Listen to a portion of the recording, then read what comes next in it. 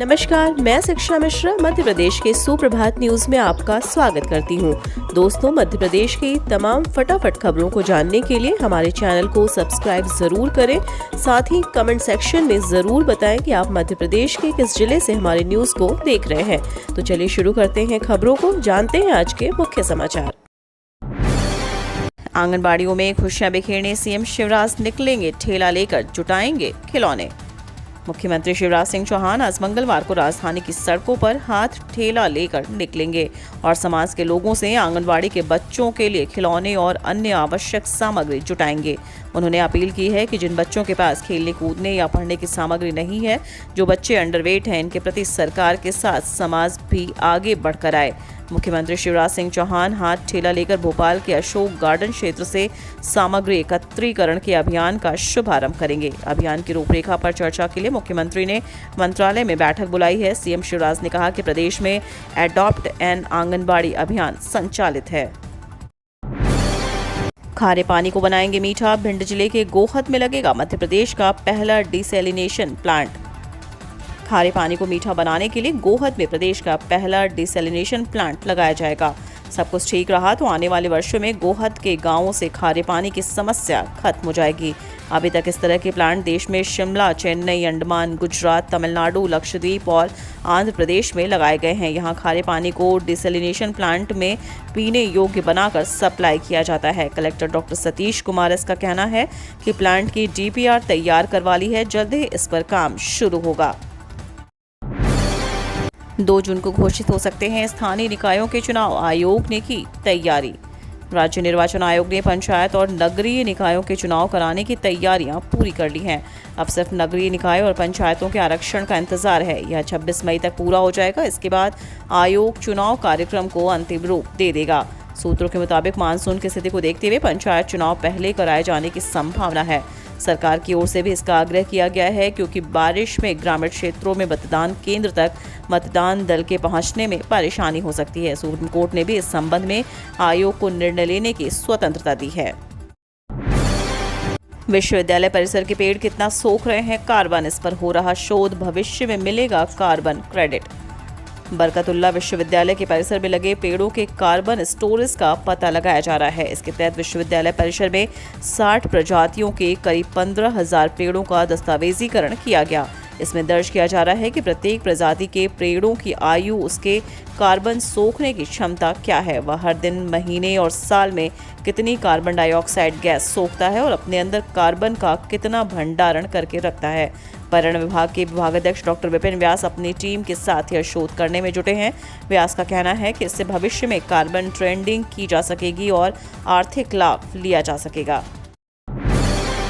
मध्य प्रदेश के किसानों से संवाद करेंगे प्रधानमंत्री नरेंद्र मोदी। 31 मई को होगा सम्मान निधि का वितरण। प्रधानमंत्री नरेंद्र मोदी 31 मई को शिमला में हो रहे प्रधानमंत्री किसान सम्मान निधि की राशि वितरण कार्यक्रम से मध्य प्रदेश के किसानों से वीडियो कॉन्फ्रेंसिंग के माध्यम से संवाद करेंगे। इसकी तैयारियों के लिए मुख्यमंत्री शिवराज सिंह चौहान ने सोमवार को अधिकारियों के साथ बैठक की और तैयारियों के निर्देश दिए। मुख्यमंत्री ने कहा कि प्रधानमंत्री हितग्राहियों को किसान सम्मान निधि राशि का वितरण करेंगे। इसमें वे जिन हितग्राहियों से संवाद करेंगे, उनके चयन को अंतिम रूप जल्द दे दिया जाएगा। साथ ही विभिन्न योजनाओं से जो लाभ मिला है, उसका वितरण भी एकत्र करें। आमजन को इस कार्यक्रम से जोड़ने की व्यवस्थाएं करें। निर्यात प्रतिबंध के बाद स्टॉक सीमा लगने के डर से गेहूं के दाम गिरे। सरकार ने बीते दिनों गेहूं के निर्यात पर प्रतिबंध लगा दिया। अब खबर आ रही है कि सरकार स्टॉक सीमा लागू करने पर भी विचार कर रही है। केंद्रीय खाद्य व नागरिक आपूर्ति विभाग से इस बारे में खबरें बाहर आ रही हैं कि केंद्र सरकार 5 जून के बाद गेहूं पर स्टॉक सीमा का निर्धारण कर सकती है। इस साल सरकार का लक्ष्य 444 लाख टन गेहूं खरीदने का था, परंतु सरकार 30 अप्रैल तक 180 लाख टन ही खरीद कर पाई है। अगर केंद्र सरकार ने एक्सपोर्ट पर पाबंदी लगाने के बाद अब स्टॉक सीमा भी लगा दी, तो गेहूं के दाम एमएसपी से 200 से 250 रुपए नीचे आ सकते हैं। इसलिए केंद्र सरकार ने किसानों के हित में सरकारी दाम पर किसानों को आखिरी मौका देते हुए सरकारी खरीद 31 मई तक बढ़ा दी है।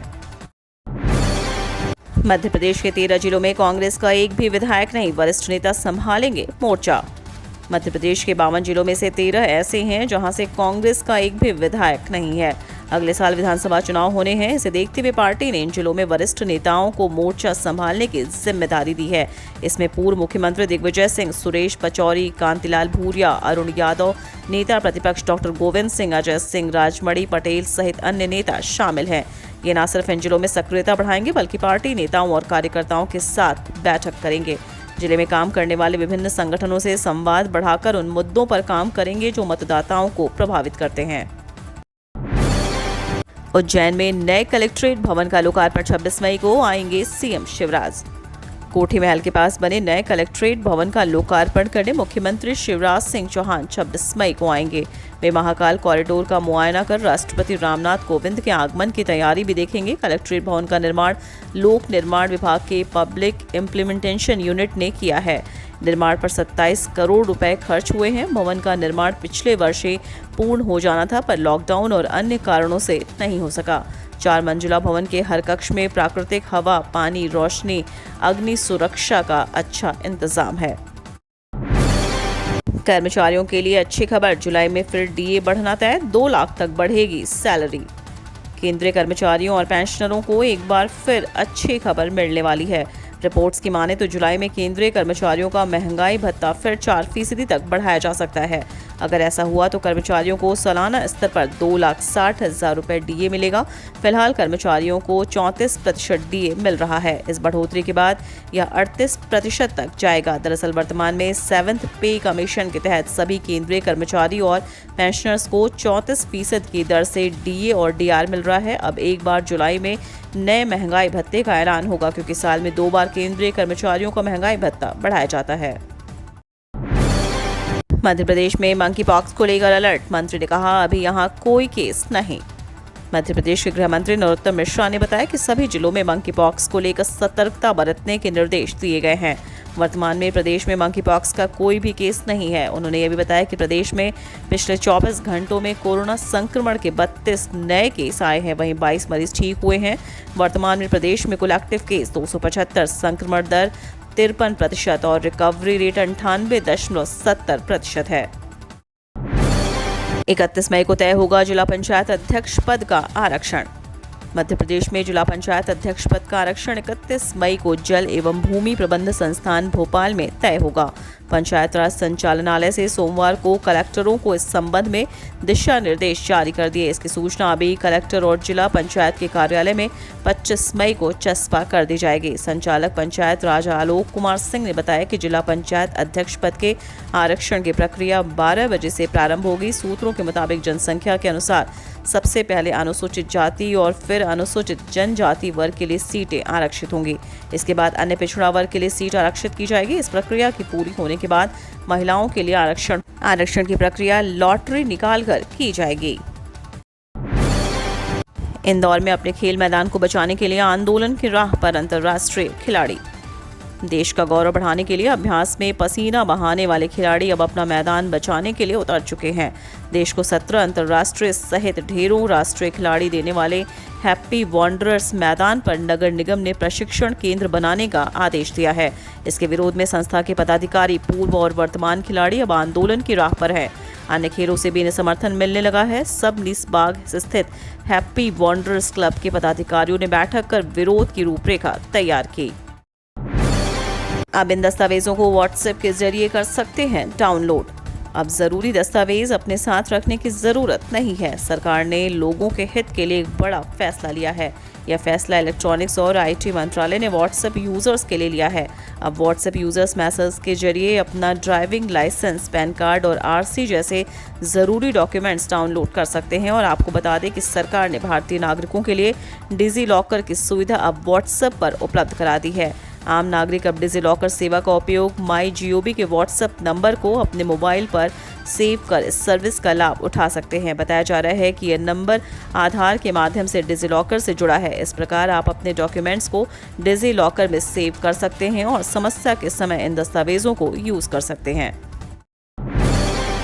राज्य सेवा परीक्षा 2021 के ऑनलाइन आवेदन फिर से शुरू। मध्य प्रदेश लोक सेवा आयोग के उम्मीदवारों के लिए बड़ी खबर है। राज्य सेवा परीक्षा 2021 और राज्य वन सेवा परीक्षा 2021 के तहत भर्तियों के लिए फिर से आवेदन की प्रक्रिया कल से शुरू कर दी है। उम्मीदवार आधिकारिक वेबसाइट mppsc.mp.gov.in के जरिए आवेदन कर सकते हैं। आवेदन की लास्ट डेट 27 मई 2022 निर्धारित की गई है। इस संबंध में MPPSC ने अपनी आधिकारिक वेबसाइट पर नोटिस भी जारी किया है। अधिक जानकारी के लिए उम्मीदवार जारी नोटिस को चेक कर सकते हैं। आरक्षण के कारण गड़बड़ाई व्यवस्था, बारिश में पहली बार होंगे चुनाव। सुप्रीम कोर्ट द्वारा अन्य पिछड़ा वर्ग आरक्षण पर स्थिति स्पष्ट करने के बाद अब मध्य प्रदेश में ग्राम पंचायत चुनाव की तैयारियां जोरों पर हैं। राजधानी सहित सभी जिलों की पंचायतों में मुख्य कार्यपालन अधिकारी और निर्वाचन अधिकारी आरक्षण की प्रक्रिया में जुटे हुए हैं। यह प्रक्रिया 25 मई तक पूरी की जानी है। हालांकि आरक्षण को लेकर हुई खींचतान की वजह से ग्राम पंचायत चुनाव का समय गड़बड़ा गया है। अब तक ये चुनाव जनवरी और फरवरी में होते आ रहे थे, लेकिन इस बार चुनाव जून जुलाई यानी बारिश में हो सकते हैं। यह पहला मौका होगा कि जब ये चुनाव बारिश में होंगे।